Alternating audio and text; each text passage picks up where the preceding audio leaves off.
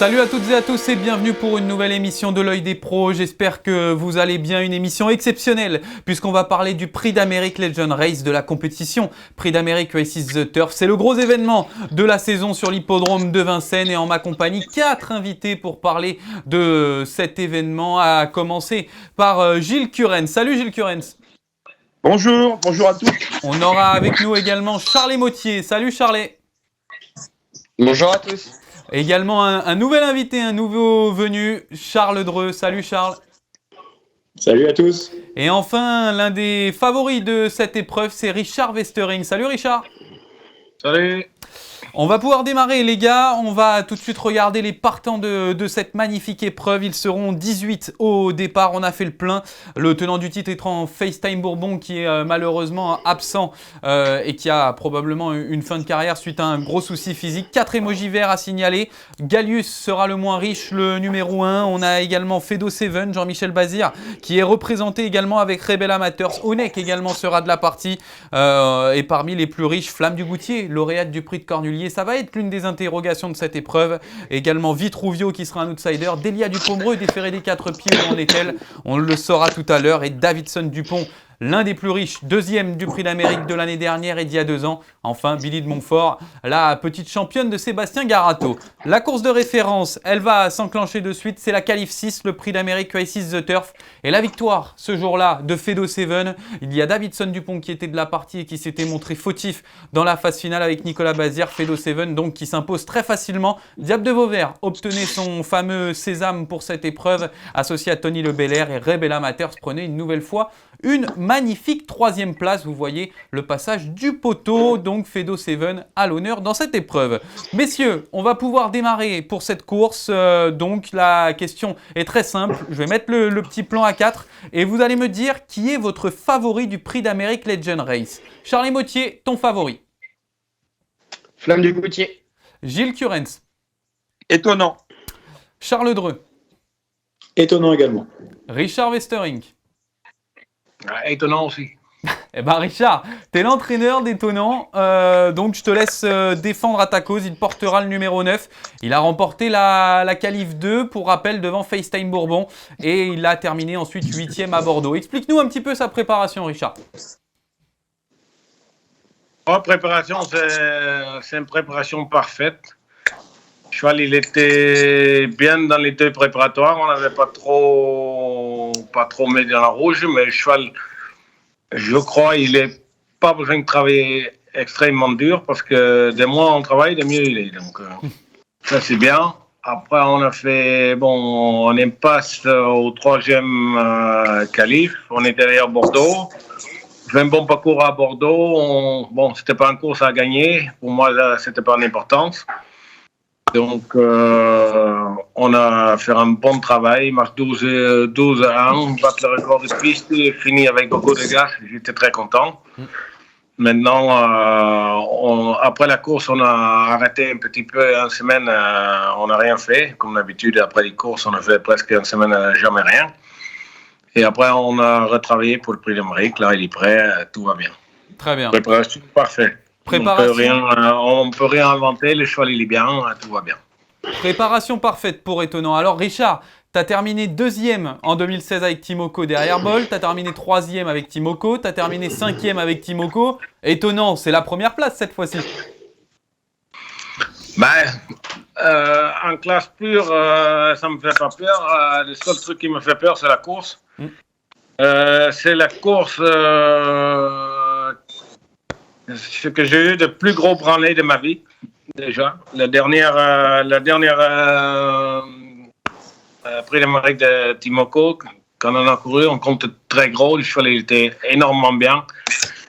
Et puis, dans cette course-là, c'est toujours spécial à courir. Donc, on a fait la course en l'air par 2 chevaux qui n'avaient aucune chance dans la course, en priori.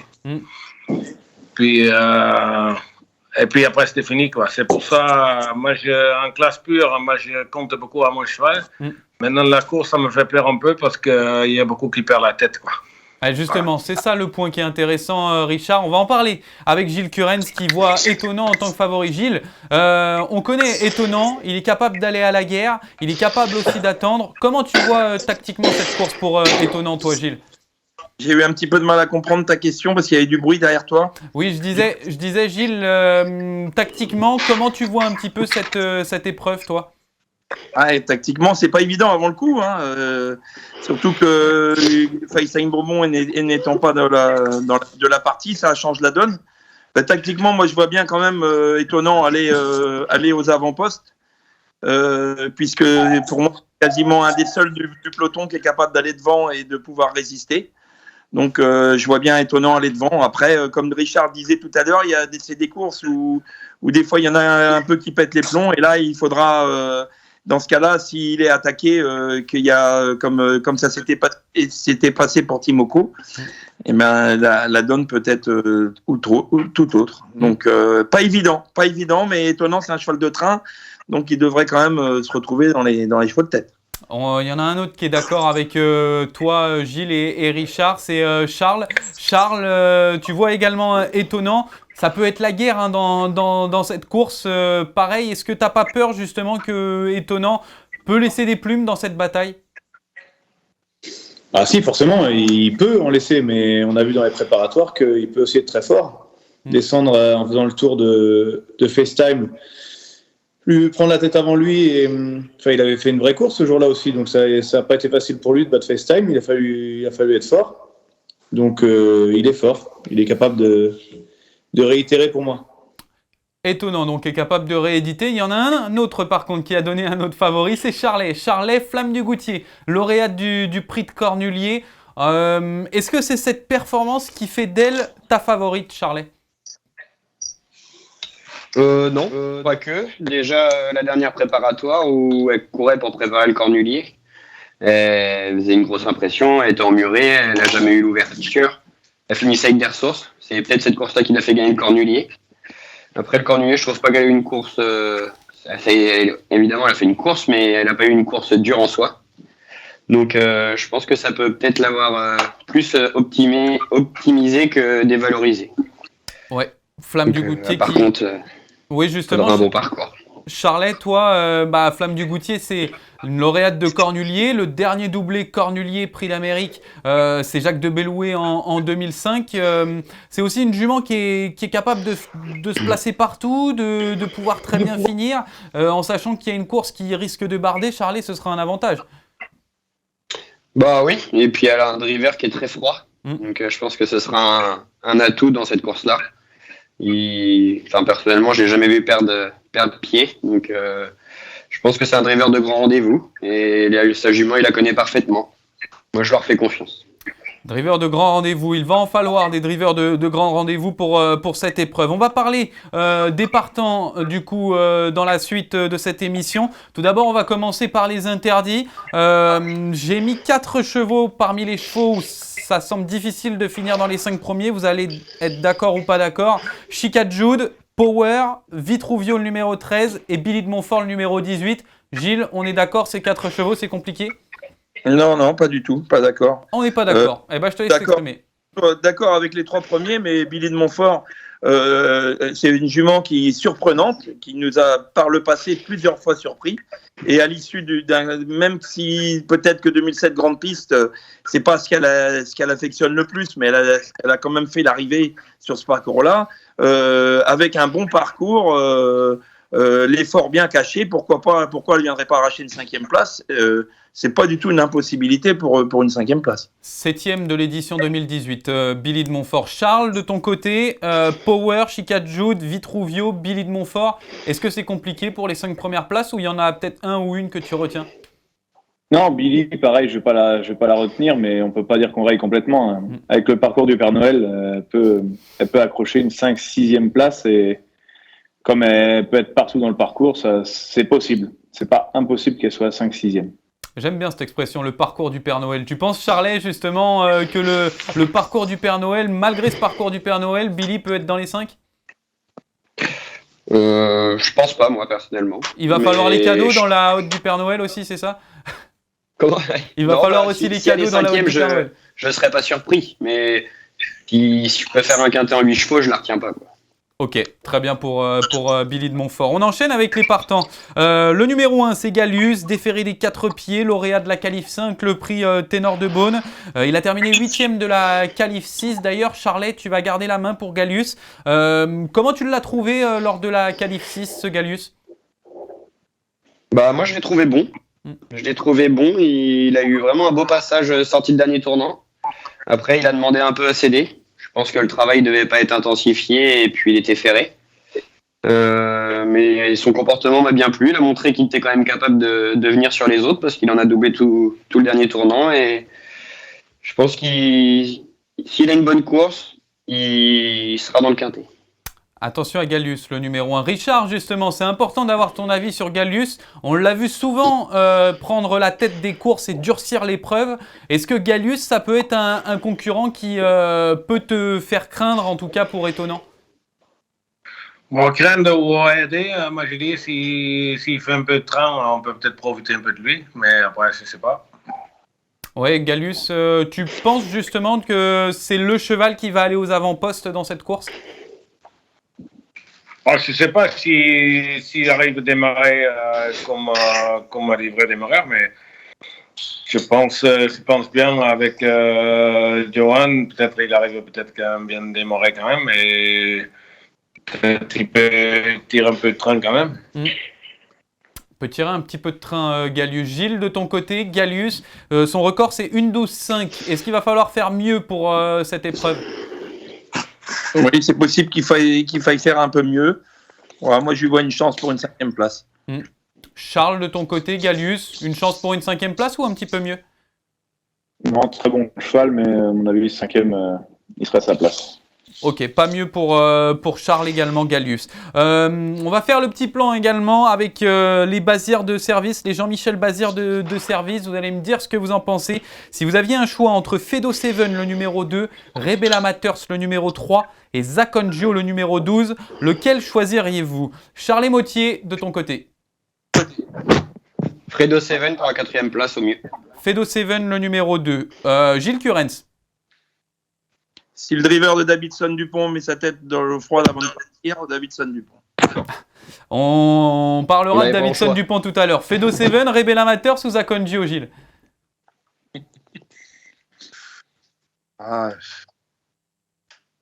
Faut faire un choix. Je vais dire la même chose que Charles et Fedo Seven. Fedo Seven, Charles Dreux. Rebel Amateurs. Et Richard. Pour moi, Rebel Amateurs, parce qu'il répond toujours présent pour finir. Donc, avec un bon parcours, elle va finir sur les autres. C'est un vrai cheval de Prix d'Amérique. Pour prendre une place. Rebel Amateur, Charles, justement, toi aussi, tu la défends. C'est la jument de Prix d'Amérique, elle est capable de suivre tous les trains. C'est pour ça que tu la retiens en priorité? Bah ouais, elle est toujours là, elle fait toutes ses courses. Chaque fois, elle finit 8, elle met son cœur sur la piste. Donc, c'est des vraies guerrières pour ces courses-là. Une vraie guerrière, cette Rebel Amateurs. De l'autre côté, on a Gilles Curens et Charles Mottier. Charles, tu vas prendre la main concernant Fedo Seven. Fedo Seven, vainqueur du prix de Lille. Ensuite, assez impressionnant, il faut le dire, dans la Qualif 6, Charles, ce Fedo Seven. Bah ouais, je m'attendais à ce qu'il se qualifie. Maintenant, qu'il mette 30 mètres dans la vue à Rebel Amateur, je m'y attendais pas trop. Mais du coup, je vois pas comment on peut le doubler dans le Prix d'Amérique s'il répète cette perf-là. C'est pour ça que tu retiens donc Fedo Seven. Gilles, de ton côté, pourquoi Fedo Seven plutôt que Rebella?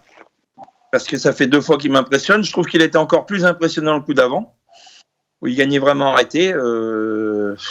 Ça fait 2 fois qu'on ne voit pas le même cheval du tout de l'ancien, quoi. C'est un nouveau cheval, quoi, sur ces 2 dernières performances. Donc, comme c'est un nouveau cheval, vu sa valeur, sa nouvelle valeur, je lui vois une chance très prépondérante. C'est l'une des révélations de cet hiver, Fedo Seven, pour toi, Gilles? Ah oui, c'est une révélation de cet hiver. Le cheval a franchi un palier.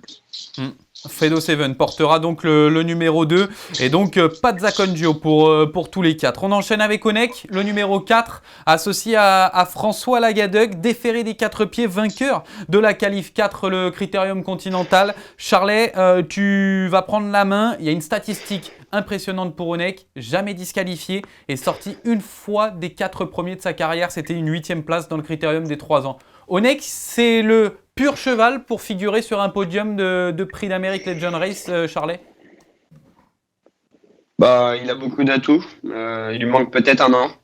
Peut-être qu'il lui manque un an. Maintenant, il est pratique, il démarre vite, il finit vite. Je pense que lui aussi, il a un driver de grand rendez-vous. Donc, avec un bon parcours, il peut être sur le podium.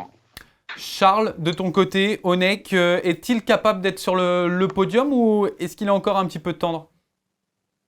Non, pour moi, il est peut-être un peu tendre pour gagner. Il n'a pas eu les combats contre les vieux. Donc c'est ça qui peut pêcher, mais pour moi, il a une très bonne chance pour être 3e. Il a trotté une 11,9 sur 2850 mètres sur les longues distances. En tout cas, c'est son record. Gilles, de ton côté, Onek, associé à François Lagadec, il a un peu la panoplie du cheval capable de tout faire. Oui, tout à fait. Cheval brave, maniable, bon. Moi, je lui vois une première chance. Il sera à coup sûr dans le quintet. À coup sûr dans le quintet pour Gilles. Et enfin, Richard, Onek, est-ce que c'est l'un des adversaires que tu crains le plus dans cette course? C'est vrai qu'il fait que de progresser au fil des semaines. Je crois que c'est un cheval très dangereux parce qu'il est très simple. Apparemment, il peut démarrer, il peut pas démarrer, il est derrière, il peut aller devant. Il va peut-être pas aller devant, mais il peut pouvoir. Maintenant, il est pratique, donc pourquoi pas. Pour moi, c'est un de chevaux de Prix d'Amérique cette année. Oui. Et par contre, on a parlé de ça contre Hiro tout à l'heure, je ne l'avais pas dit, mais moi, je ne crains pas vraiment ça contre Hiro, mais c'est un pilote de Prix d'Amérique. Ah oui, Björn Goop, pilote de Prix d'Amérique pour Zaccondio, donc et tenant du titre de cette épreuve pour rappel. On enchaîne avec Diable de Vauvert, le numéro 5. Tony Le Belair au sulky, il a obtenu sa qualification dans la qualif 6. Gilles, de ton côté, Diable de Vauvert, et il a terminé 6e en 2021. Tu penses qu'il peut faire mieux cette année? Ouais, il peut être 5-6. Voilà. Il a fait une bonne course l'autre jour, il a fait une bonne ligne droite. Voilà, maintenant, c'est plus un potentiel 4-5e que mieux. Très bien. Charles, de ton côté, 4-5e, pas mieux pour Diable de Vauvert? Ouais, 6-7e. Je crois pour la première place. Bon, Charles, faut trancher. Dans les 5 ou pas dans les 5, Diable de Vauvert? Non, 6-7e, c'est pas dans les 5. Hein. Donc voilà, on retire des 5 premières places alors, pour Diable de Vauvert. Ouais. Charlet, d'accord avec Charles? Moi, je le garde quand même dans le quintet. Sa dernière course, ça m'a vraiment plu. Et sachant qu'il n'y a pas Fast Time Bourbon, il y aura sûrement... ce sera une course moins dure que l'année dernière, je pense. Et donc, je pense qu'il sera capable de finir plus vite que d'autres. Alors que s'il y aurait plus de trains, il finit moins vite. Bon, Richard... Et je le retiens, moi. Ouais. Richard, tu vas trancher. Diable de Vauvert dans les 5 premiers ou pas dans les 5 premiers? Moi, je suis d'accord avec Charles. Pour moi, il manque un second, je crois. Très bien. Donc Richard a tranché, pas dans les 5 premiers pour Diable de Vauvert. Guderipré, le numéro 6. C'est un peu l'interrogation de cette course. Il avait fait une bonne rentrée dans la qualif 5, finissant 5e. Décevant dans la qualif 6. Gilles, on va être très clair. Il a terminé 3e en 2021. Est-ce que Guderipré, pour toi, va figurer sur le podium, oui ou non? Non. Charles Motier. Non. Charles Dreux. Non. Ça vient pas dans la bonne, on l'exclut. Et Richard? J'ai vu l'interview de Franck Nivard, il a dit qu'il n'est pas prêt, donc il faut croire qu'il n'est pas prêt. Quoi. Voilà. Ouais, un Guderipré à 100% aurait pu être une menace pour Étonnant, Richard. S'il est à 100%, oui, mais j'ai du mal à croire qu'il est à 100%. Gilles, de ton côté, pareil, ça a été un non ferme pour Guderipré, pourquoi? Déjà, il est déféré que des postérieurs, ils ne peuvent pas le déférer devant. Face à des chevaux qui sont déférés des 4, c'est un petit handicap. Et puis, il m'a pas plu, quoi. Même s'il n'a pas eu un parcours extraordinaire la dernière fois. Voilà, il a des excuses la dernière fois, mais non, je pense que je verrais plus pour un prix de Paris. Charles Motier, c'était ton favori dans la qualif 6, ce Guderi-Pré. Là, il t'a refroidi nettement par rapport à cette course. Bah oui, je le trouvais pas d'une grande souplesse, il avait pas la bonne allure, il était mal drivé, il a eu une course dure. Obligatoirement, le Prix d'Amérique, c'est une course dure, donc je ne le vois pas du tout. Charles, de ton côté, raccord avec Charlet?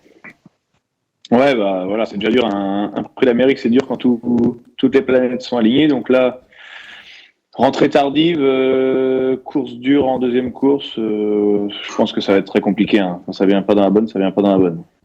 On a parlé du coup de Chica Jude, le numéro 7, du 8 Power, du 9 étonnant évidemment avec Richard, le 10 Flamme du Goutier, on en a parlé également tout à l'heure avec Charles Motier. Je vais quand même vous faire réagir messieurs sur Flamme du Goutier. Gilles, de ton côté, Flamme du Goutier, est-elle capable de faire le doublé comme Jacques de Bellouet? Oui, c'est possible, bien sûr.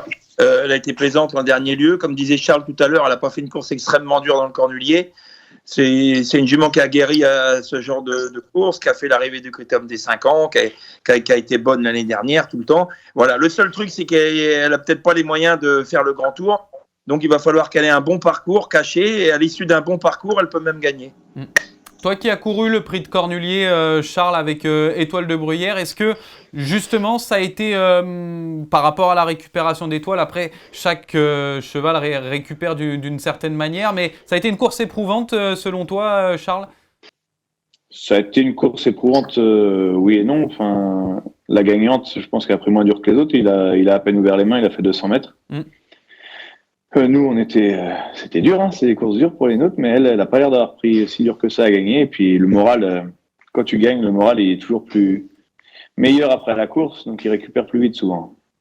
Et cette Flamme du Goutier, assez pratique dans un parcours, Charles, c'est quand même un atout pour une telle épreuve. Ah oui, c'est un atout, c'est une très bonne jument. Elle a 200-300 mètres de grande classe. Moi, je la garde dans les 4 premiers. Dans les 4 premiers pour Charles. Richard, enfin, Flamme du Goutier. Est-ce que c'est l'adversaire numéro 1 d'Étonnant? Je crois oui. Si elle a bien récupéré, c'est un des plus gros concurrents, je pense. Très bien. On enchaîne, messieurs. On en a encore quelques-uns à parler. Puis vous allez faire un choix entre ces 4 concurrents. Le petit plan va apparaître entre Cockstyle, le numéro 11, Delia Dupomereux, le numéro 14, Vivid Waisas, le numéro 15 et Bayakeno, le numéro 16. On commence par Charles Motier. Moi, je garderai Cockstyle en regret, mais j'en garde pas un dans mon cas. Très bien. Gilles Curens, Cockstyle, Delia Dupomereux, Vivid Waisas, Bayakeno. Cockstyle. Charles Dreux. Pareil dans les 4 Cockstyle, mais j'en mets pas un dans les 5. Richard Westering. Mais moi, je vois pas trop Cockstyle. Moi, je vois Delia s'il est bien. Et qu'est-ce qu'on a dit encore? On a dit Cockstyle, Vivid Waisas, Bayakeno. Vivid, il fait son course comme l'année dernière, parce qu'on a dit toujours c'est un cheval de demi-sang. Et Vivid, l'année dernière, il fait le tour de tout le monde pour prendre la tête. Et après, il fait la faute pour finir et ouvre pour FaceTime. S'il a un parcours un peu mieux que ça, dans le Prix d'Amérique, il y a toujours surprise. Pourquoi c'est pas lui? Je pense que des fois, ça peut arriver. Richard, justement, tu as retenu Delia Dupomereux. Tu as parlé de Delia Dupomereux. Comment tu as jugé, toi, ces courses cet hiver? Sur le papier, on se dit que c'est pas top. Toi, comment tu l'as jugé? Après la préparation, pour moi, il n'était pas top. Après, ils ont fait une course, ils ont essayé de courir monter et tout, c'est mal passé. La préparation n'est pas top, mais c'est quand même un top cheval qui, les dernières années, il répond toujours présent. Maintenant, est-ce qu'il va être au top? Je ne sais pas, mais je ne vais pas trop le rier quand même. Ouais, c'est un jument c'est un crack qui... Après, c'est pas un coup sûr pour moi qui va être dans les 5, mais c'est un cheval qui, comme je l'ai dit tout à l'heure, c'est un cheval qui Bon, c'est même pas vraiment une surprise, c'est un choix qui peut être dans les 5 sans faire face à une grosse surprise quand même pour tout le monde. S'il est 5e, personne qui va être dans le choc. Gilles, de ton côté, t'as entendu les arguments de Délia Dupomereux, pourtant tu la retiens pas. Ah, Délia Dupomereux? Ah, non, bah non. Il va falloir qu'elle montre un tout autre visage que ses 4 dernières courses. Non. Non, la Délia Dupomereux du Prix de France ou du Prix d'Amérique l'année dernière, oui, mais là, elle n'a pas fait une arrivée dans aucune de ses 4 dernières courses. Non. Bah non. On ne peut pas la retenir, c'est pas possible. Très bien, messieurs, on a retenu du coup vos choix pour cette course. Et enfin, le dernier, c'est Davidson Dupont. Il portera le numéro 17, plaqué des antérieurs, déferré des postérieurs. 2e en 2021, 2e en 2020, 4e en 2019. Voilà un gros palmarès, ce Davidson Dupont. Je vais donner la main d'abord à Richard. Davidson Dupont, le palmarès, c'est là pour lui. Et pour Étonnant, c'est un adversaire dangereux également. Bah, pour moi, c'est la première concurrente numéro 1 quand même, parce que tout simplement, il est deuxième 2 fois dans le Prix d'Amérique déjà. Après, je ne critique pas de driver, mais il est moins d'expérience que les autres quand même. Après, mais le cheval, il fait un super perf quand même, dernière fois. Je crois qu'il est au 100%, donc c'est un cheval qui peut sans problème être dans les 3, quoi. Gilles, de ton côté, Nicolas Bazir, du coup, sera l'un des favoris de cette course. Comment tu vois la chose avec Davidson? Lutter pour la victoire dans la qualif 6 avant sa faute? Non, c'est un super cheval. Puis l'autre jour, il a fait un truc du tonnerre. Non, comme je disais, il faut juste que Nico, qui est un très bon driver, soit pas trop chaud, quoi. Je disais tout à l'heure, il faut qu'il mette la tête dans un seau de glaçon. Voilà, il faut qu'il reste calme, qu'il reste froid, parce que évidemment, il n'a pas l'habitude de trop de courir ces épreuves-là avec une bonne chance. Donc c'est juste ça. Il faut que Nico, reste froid, mais il en a largement les capacités. Il a l'habitude de driver des bons chevaux. Mais bon, dans le Prix d'Amérique, ça reste une course particulière. Mais si Nico il fait ça bien, et il peut gagner. Très bien. Il sera trio. Charles, de ton côté, sur le podium, Davidson Dupont une nouvelle fois? Ouais, sur le podium. Je l'ai mis à la 2e place. C'est la régularité même, dans le Prix d'Amérique. Il a montré en dernier lieu qu'il avait retrouvé son niveau. Il se serait imposé, je pense. Nico va pas faire 2 fois la même bêtise, donc on le met haut dans le classement. On le met haut dans le classement. Charlet, on le met haut dans le classement. Davidson Dupont, le numéro 17. Ouais, je le garde en 2e position aussi. Eh bien justement, on va parler de vos pronostics, messieurs. C'est très simple, je vais vous demander quel va être votre podium dans cette course. Et on va faire le petit plan. Vous allez me dire quel est votre podium pour cette épreuve. Et on va commencer par Charlie Mottier. Le podium de cette épreuve. Flamme du Goutier, Davidson Dupont et je sais pas trop, Onek ou Diable de Vauvert. J'hésite encore. Ah, il n'y a pas d'hésitation, Charlie, chez nous. Onek ou Diable de Vauvert? Onek. Gilles Curens. Je peux pas en donner 4, moi? Non, t'en donnes 3 comme tout le monde. Ça nous embête un peu. Je vais mettre Étonnant, évidemment, devant, pour le cheval et pour l'entraîneur que j'adore et pour le driver aussi. Donc, c'est ma préférence. 2e, je vais mettre... j'hésite, mais je vais mettre Onek. Et 3e, Flamme du Goutier. Charles Dreux. Et je mettrais Davidson 4e quand même. Ah, c'est les 3 premiers, Gilles. Charles, de ton côté. Étonnant, Davidson, Onek. Voilà, regardez Charles. Clair, net, précis. Il a ses 3 chevaux. Richard, de ton côté, le classement? Moi, je suis entièrement d'accord. Étonnant, Davidson, Onek. Pas Flamme du Goutier. Bon, étonnant qui s'impose. Qu'est-ce que fait Richard s'il gagne le Prix d'Amérique? Il nous fait quand même un petit truc. Il fait le tour de la grande piste de Vincennes. Si Étonnant, il gagne, on peut vendre les courses le lendemain à Vincennes. La tribune, il va être Bon, on croise les doigts en tout cas pour toi, Richard. La course est donc à 16h20. Pour rappel, Prix d'Amérique Legend Race de la compétition Prix d'Amérique Races The Turf. Merci, messieurs, d'avoir participé à cette émission. Le meilleur pour toi, Richard, pour ce dimanche. Tu sais ce qu'on pense du coup pour Étonnant. Et puis à très bientôt, messieurs, pour une nouvelle émission. À bientôt. Merci. À bientôt. Merci. Ainsi s'achève donc notre émission. J'espère que vous avez apprécié. N'hésitez pas à commenter donc sur notre page YouTube Le Trot, toutes les informations sur letrot.com également. Et on vous dit à tous et à toutes bon Prix d'Amérique Legend Race. À très bientôt. Bye bye.